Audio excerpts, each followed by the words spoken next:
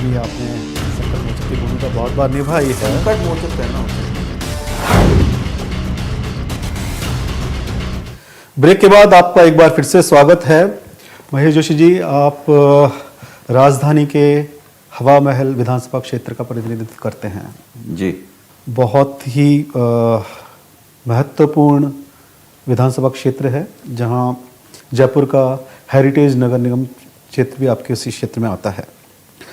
यहाँ पर smart city project भी हैं और हमने भी हाल ही में देखा है कि पौंड्रिक पार्क में पार्किंग के मुद्दे को लेकर के काफ़ी विरोध भी हुआ था, काफ़ी विवाद भी हुआ था। तो विकास और विरासत के बीच में जो ये बैलेंस है ये आपके क्षेत्र में, इसको आप कितनी बड़ी चुनौती के तौर पर देखते हैं? देखिए, विकास और हेरिटेज, इन चुनौतियों से ज़्यादा बड़ी एक चुनौती राजनीतिक है। परंपरागत रूप से जो पुराना शहर जिसको हम कह लें, ब्रह्मपुरी ले लें, पुरानी बस्ती ले लें, ये इलाके भारतीय जनता पार्टी के प्रभाव वाले क्षेत्र रहे हैं। भारतीय जनता पार्टी के तरफ से कभी भी हेरिटेज को संरक्षित रखने का कोई बड़ा काम नहीं किया गया। आपने पौंड्रिक पार्क का जिक्र किया।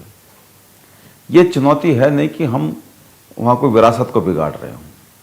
चुनौती सिर्फ राजनीतिक अहम की है कि जो काम भारतीय जनता पार्टी के नेता नहीं कर पाए, उनको कांग्रेस का एमएलए कैसे भारतीय जनता पार्टी के गढ़ में करते। आप बताइए, अंडरग्राउंड पार्किंग बन रही है, उससे पार्क का ऊपर का स्वरूप कैसे खराब होगा? अंडरग्राउंड पार्किंग बनाने का विरोध, एक टूटा फूटा जीर्ण शीर्ण अवस्था में सामुदायिक केंद्र की भवन की बिल्डिंग थी, हम उसको ठंडा करके नया बना रहे तो पूरा हेरिटेज लुक उसको दे रहे थे। उसमें कहाँ हेरिटेज का नुकसान हो रहा है? बल्कि हमने तो ये कहा कि भाई हम इस पूरे पार्क को और संरक्षित भी करेंगे, इसको सुंदर भी बनाएंगे, इसमें और सुविधाओं का भी विस्तार करेंगे। वहाँ लंबे समय से लकड़ियों का डंपिंग यार्ड बना हुआ था। जिस जगह हम पार्किंग बना रहे हैं उस जगह पे भी कोई बीबीजी कंपनी वाले और जो सफाई कंपनी वाले ये डंपिंग यार्ड के रूप में उसको काम में ले रहे थे। हमने उसको साफ करा के और उसके नीचे हम पार्किंग बनाने की बात कर रहे थे। कहाँ से हेरिटेज और विकास के बीच की चुनौती आ गई? कोई चुनौती नहीं। चुनौती ये थी राजनीतिक कि कैसे भारतीय जनता पार्टी के प्रभाव वाले क्षेत्रों में कांग्रेस का एमएलए काम करा दे। चुनौती ये है। हम फिर भी संघर्ष रहते हैं, चूंकि मामला माननीय अदालत में विचाराधीन है। जो माननीय अदालत का फैसला होगा हम उसके अनुरूप काम करेंगे। इतना काम हमने कराया है, हवा महल विधानसभा क्षेत्र में कर लें, पूरे जयपुर में कर लें, जितना भारतीय जनता पार्टी के लोग कभी सोच नहीं सकते। मेरा अभी भी दावा है, कोई क्षेत्र हो, ग्रेटर हो, हेरिटेज हो, पूरा जयपुर है। पूरे जयपुर में भूले भटके किसी काम पे अगर शिलान्यास की और लोकार्पण की दोनों मोहर अगर भारतीय जनता पार्टी की, तो आश्चर्य होगा। एक या दोनों मोहर कांग्रेस गवर्नमेंट्स की हैं। या तो शिलान्यास कांग्रेस ने कराया होगा, या लोकार्पण कांग्रेस ने किया होगा, या शिलान्यास और लोकार्पण दोनों काम कांग्रेस ने किए होंगे। भारतीय जनता पार्टी के नेताओं की ऐसी छाप भूले भटके किसी काम पे मिले तो मिले। अगर उन्होंने शिलान्यास कराया होगा तो उसको पूरा नहीं कर पाए होंगे, और शिलान्यास कांग्रेस ने कराया होगा, पूरा उनके समय में हो गया होगा। या जैसे हम मेट्रो की बात करें, मेट्रो के ट्रायल में टाइम लग रहा था। हम पिछली जो हमारी गवर्नमेंट थी उस टाइम पे कुछ सुझाव ये भी थे कि इसका ट्रायल शुरू होता रहेगा, आप इसका लोकार्पण कर दो। मुख्यमंत्री जी ने कहा नहीं, सेफ्टी मेजर्स के साथ में कोई समझौता बर्दाश्त नहीं करूंगा। इस कार्यकाल में इसका लोकार्पण हो चाहे अगले कार्यकाल में, और कोई करे, जनता की सेफ्टी की सुरक्षा के साथ में कोई समझौता नहीं होगा। तो कोई किसी भी काम पे दोनों मोहर भारतीय जनता पार्टी की भूले भटके हो तो मुझे याद नहीं पड़ती, लेकिन संभवतः शायद ना हो। विकास, विरासत और राजनीति, आपने कहा सो राजनीति का भी एक पुट है विकास और विरासत के जो काम है उनके बीच में। तो हेरिटेज, जिसमें जयपुर हेरिटेज नगर निगम, ये आपके क्षेत्र से सीधा जुड़ा हुआ है। यहाँ पर कांग्रेस ने जो बहुमत का जो आंकड़ा जुटाया उसमें निर्दलियों का बहुत बड़ा रोल भी है। अब उनकी शिकायत है कि यहाँ पर अभी तक जो कमेटियाँ हैं उनका गठन नहीं हुआ है। क्या वजह है? कमेटियों के कुछ मुद्दे थे। ग्रेटर ने कमेटियां पहले बनाई, उन कमेटियों के बारे में विवाद भी आया। फिर माननीय अदालत का फैसला है जिसको माना गया। हम उस टाइम पे इंतजार कर रहे थे कि माननीय अदालत का फैसला आवे, कितनी कमेटियां अदालत परमिट करती है। तो हम उस अदालत के फैसले का इंतजार कर रहे थे। वो फैसला आया है, अब प्रक्रिया विचाराधीन है, हम कितनी कमेटियां बना सकते हैं, क्योंकि जो विकास के और काम के चैलेंजेस जो ग्रेटर में नहीं है, उससे ज़्यादा चैलेंजेस हेरिटेज में हैं। जैसा आपने खुद कहा, आपको हेरिटेज को संरक्षित भी रखना है, हमको विकास भी कराना है, हमको लोगों की भावनाओं का भी ख्याल रखना है। तो हमारी कोशिश ये भी है कि अगर हमको गवर्नमेंट कुछ परमिट करे तो हम कुछ ऐसी कमेटियां भी बना सकें जो जिससे ये लगे कि हम हेरिटेज को भी अक्षुण्ण रखने के लिए नगर निगम प्रयासरत है। तो ये कुछ जल्दी ही ये सब फैसले हो जाएंगे और कमेटियां बन जाएंगी।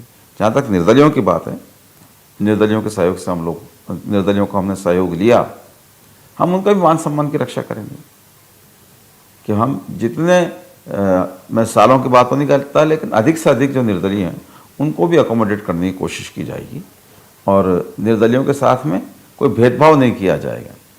उनको जो उन्होंने समर्थन हमें दिया है उन्हें भी उतने ही इम्पोर्टेंस मिलेगी जितनी कांग्रेस के सामान्य पार्षदों को मिली। जी, अच्छा, निर्दलियों के समर्थन पे एक बात है कि राज्य की सरकार हो या हेरिटेज नगर निगम हो, दोनों की स्थिति कमोबेश एक सी नज़र आती है, जिसमें बहुमत जुटाने के लिए निर्दलियों का सहारा, उनका समर्थन लिया हुआ है।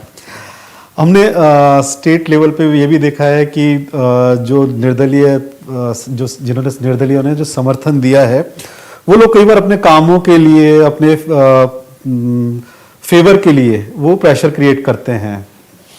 तो इनकी जो अपनी उम्मीदें और इनकी अपनी मांगे होती हैं, उनको आप किस तरह से देखते हैं? मैं इस मामले में बहुत सौभाग्यशाली हूँ। आज तक मुझ पर किसी भी प्रकार से किसी ने भी, किसी धर्म का हो, किसी वर्ग का हो, किसी जाति का हो, किसी पार्टी का हो, मेरे पे गलत काम करने का प्रेशर आज तक किसी ने नहीं बनाया, क्योंकि मैंने ये तय कर रखा है कि मुझे अपने कामों में न्याय को प्रमुखता देनी है। मैंने आज तक पुलिस में ये नहीं कहा कि भाई किसी के साथ अन्याय करो।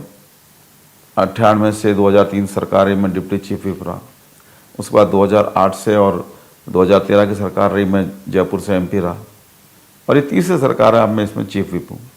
तीनों सरकारों में मेरी पार्टी की सरकारें और मेरा दखल रहा। उसके बावजूद भी मैंने आज तक किसी को अन्याय करने के लिए नहीं कहा। इसलिए वो प्रेशर, जिन प्रेशर्स की आप बात कर रहे हैं, मैं सौभाग्यशाली हूँ कि इस तरह के प्रेशर मुझे नहीं झेलने पड़े। बहुत अच्छे तरीके से काम करने का मौका मिला है। मैं भगवान का भी इस मामले में आभारी हूँ, कृतज्ञता ज्ञापित करता हूँ, और जनता की भी के प्रति भी मैं आभार प्रकट करता हूँ कि मेरे को कभी किसी तरीके से कोई गलत दबाव झेलने का मेरे को ऐसा मौका नहीं मिला जिसमें मैं समझूं मेरे को क्या करना है। मैं बहुत सौभाग्यशाली मानता हूँ अपने आप को। आप सौभाग्यशाली हैं, पार्टी भी सौभाग्यशाली होगी आपको लेकर के, और आपका आभार होती है कि आप कई बार पार्टी के संकट मोचक की भूमिका में नजर आए हैं। उस पर अपन बात करेंगे एक छोटे से ब्रेक के बाद। तो यहाँ रुकते हैं एक छोटे से ब्रेक के लिए। महेश जोशी जी से बातचीत का सिलसिला जारी रहेगा।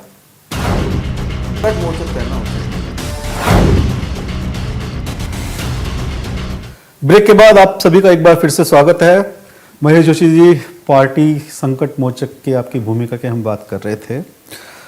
आप केवल यहाँ ही नहीं बल्कि कांग्रेस पार्टी के स्तर पर भी इस बात को कई बार साबित कर चुके हैं। हमने ये देखा है कि दूसरे राज्यों में भी जब पार्टी की सरकार पर किसी तरह का कोई ऐसा मौका आया है जब उसे एकजुट रखने की बारी आई है, तो राजस्थान उन्हें बहुत सुरक्षित लगा है, और यहाँ की जो उस वक्त की जिम्मेदारी होती है उसमें आप बहुत महत्वपूर्ण भूमिका में होते हैं। अपने इस रोल के बारे में आप क्या कहेंगे? देखिए, मैं तो इतना ही कह सकता हूँ कि राजधानी से विधायक हूँ, पार्टी ने मुझे भरपूर आशीर्वाद और मौका दिया है, कार्यकर्ताओं ने, जयपुर की जनता ने बहुत आशीर्वाद दिया है। तो मुझे भी जो जिम्मेदारी पार्टी ने दी, उस जिम्मेदारी को मैं अच्छी तरीके से निभा पाया, ये मेरे लिए खुशी की बात है। इतना ही मैं इस मामले में कह सकता हूँ। वो ये तो ही बाहर की बात। अब हम अगर राजस्थान में सरकार की बात करें तो यहाँ भी आपने संकट मोचक की भूमिका बहुत बार निभाई है। संकट मोचक कहना उचित नहीं है। मैंने आपसे कहा 2008 में हमें बहुमत नहीं था और मेरे को टिकट भी नहीं मिला था, मैं चुनाव भी नहीं लड़ा। उस वक्त हमें निर्दलियों की जरूरत पड़ी और निर्दलीय विधायक हमारे साथ जुटे। अमित जी, एक नया पैसा खर्च नहीं करना पड़ा हमको सरकार बनाने के लिए, एक नया पैसा भी। लोगों में ये भ्रम है कि राजनीति में ये खरीद फरोख्त होती है जो होती है, और जैसे आजकल खुले में भारतीय जनता पार्टी कर रही है। हमने एक नया पैसा 2008 में हमसे न तो किसी ने मांगा, न किसी ने हमसे अपेक्षा की, और न हमने किसी को किसी भी रूप में दिया होगा एक नया पैसा भी। इवन हमने तो वो जो एमएलए बाहर से आए वो ठहरे भी अपने खर्चे पे। यहाँ होता है कि विधायक जीत के आते हैं तो उनको सर्किट हाउस में, डाक बंगलो में कमरा देते हैं, कभी कभी लेट भी हो जाता है। एक साथ इतने लोग जीत के आते हैं, कमरा नहीं भी मिल पाता, तो कोई अपने हिसाब से ठहरता है, कोई किसी के यहाँ ठहरता है। निश्चित रूप से हमें जरूरत थी कि भाई निर्दलीय विधायकों से मिलने जुलने, बातचीत करने के लिए कोई स्थान हो, लेकिन किसी ने हमसे कोई कमरा भी नहीं लिया ठहरने के लिए। और जिस तरीके से समर्थन दिया, उस टाइम निर्दलीय विधायक समर्थन देना चाहते थे, बहुत सारे विधायकों की राय थी हम अशोक गहलोत जी को मुख्यमंत्री बनाएंगे तो समर्थन देंगे। अशोक गहलोत जी ने साफ कहा, अगर सोनिया जी में विश्वास है, कांग्रेस में विश्वास है, तो अनकंडीशनल समर्थन जो देगा सिर्फ उसका समर्थन लेंगे। हाईकमान ने अशोक गहलोत जी में विश्वास प्रकट किया, अशोक गहलोत जी ने पूरे 5 साल उसको निभाया। तो वो अपने आप में एक आश्चर्य है, क्योंकि हम बहुत सारी बातें जब वास्ता पड़ता तभी पता लगती है। कांग्रेस की परंपरा रही है कि कांग्रेस ने कभी भी अनफेयर मीन्स को काम में नहीं लिया। गांधी जी के सिद्धांत पे चलने वाली पार्टी है। लक्ष्य तो पवित्र होना ही चाहिए, साधन भी उसके पवित्र होने चाहिए। सत्ता और साधन की पवित्रता, 2008 की बात आपने की और हम बात कर रहे हैं आज की, कि आज सत्ता को बनाए रखने के लिए किस तरह से साधनों का उपयोग किया जाता है, क्या क्या उसमें मीन्स अपनाए जाते हैं। अभी फ़ोन टैपिंग और जासूसी का मुद्दा सामने आया है। एक मामला केंद्र सरकार का है तो दूसरा राज्य सरकार का भी है, हमारे राज्य का भी है। राज्य सरकार ने विधानसभा में कहा भी था कि हाँ, फ़ोन टैपिंग होती है, एक प्रोसीजर है। तो क्या सरकार और सिस्टम ये जासूसी के बिना नहीं चलता? बाकी जगहों का तो मैं नहीं कह सकता। केंद्र सरकार तो एक्सपोज हो गई। पेगासस जो जासूस प्रकरण सामने आया है, इसमें केंद्र सरकार पूरी तरीके से एक्सपोज हो गई है। लेकिन मैं दावा करता हूं राजस्थान सरकार की तरफ से, एक भी फोन राजनीतिक आधार पे किसी का भी टेप नहीं किया गया। मुख्यमंत्री अशोक गहलोत जी ने सदन में घोषणा की है, एक भी आरोप अगर सिद्ध हो जाएगा फोन टेपिंग का राजस्थान सरकार पे, तो सदन में नहीं रहूंगा और किसी को कुछ नहीं करना पड़ेगा, वो स्वतः स्फूर्त कर देंगे। मेरा भी दावा है, कोई राजनीतिक आधार पे कोई फोन टेपिंग नहीं हुई।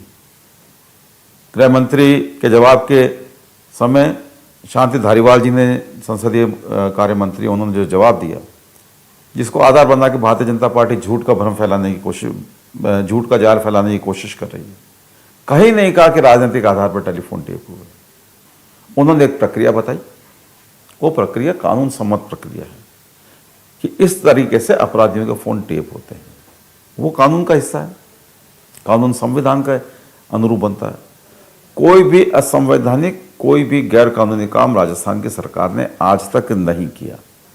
और आपसे मैंने कहा, आपने जिक्र किया साधनों का, खरीद फरोख्त की बात की।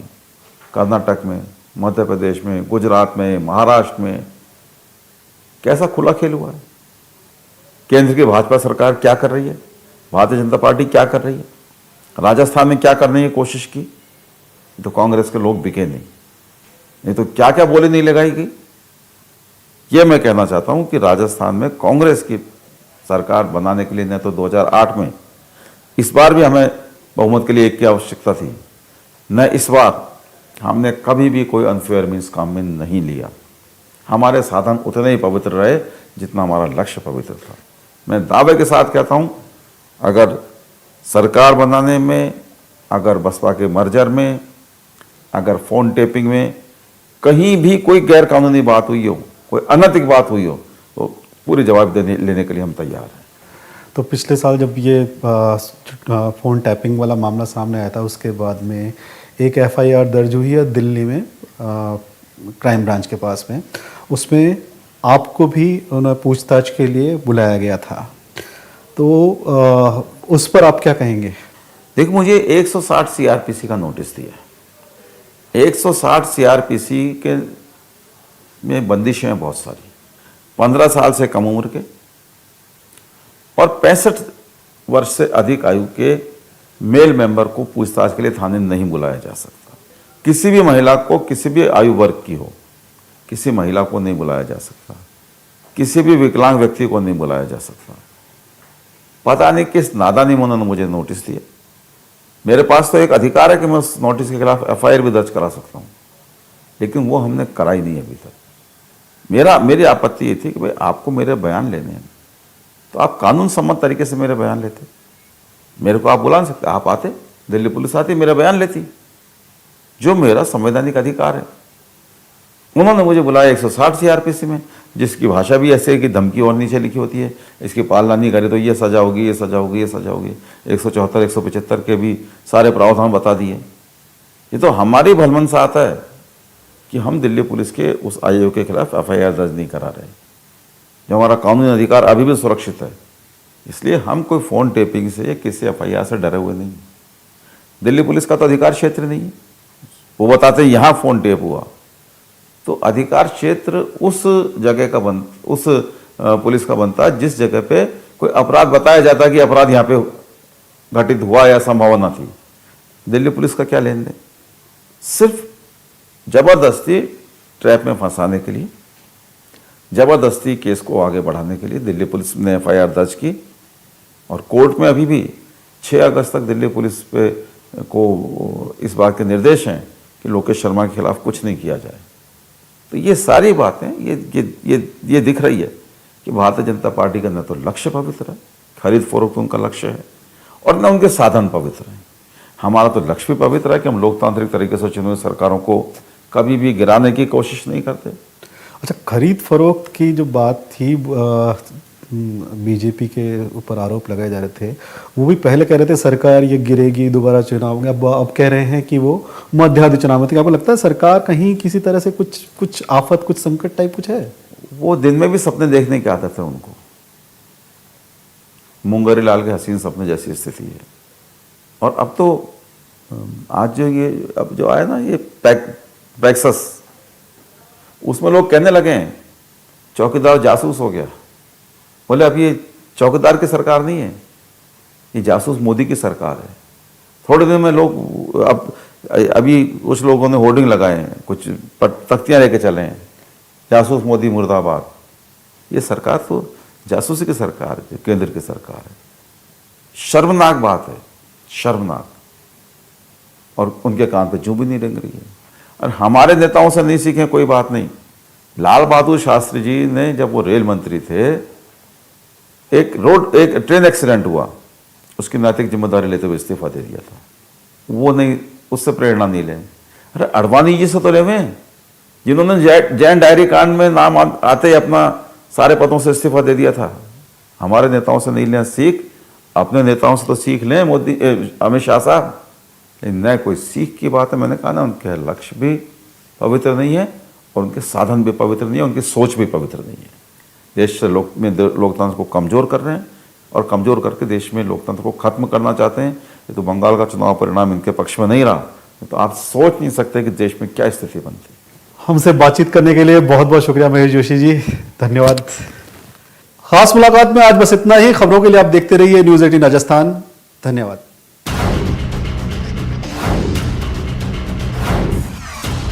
तो यहाँ भी आपने संकट मोचक की भूमिका बहुत बार निभाई है। संकट मोचक कहना होता है।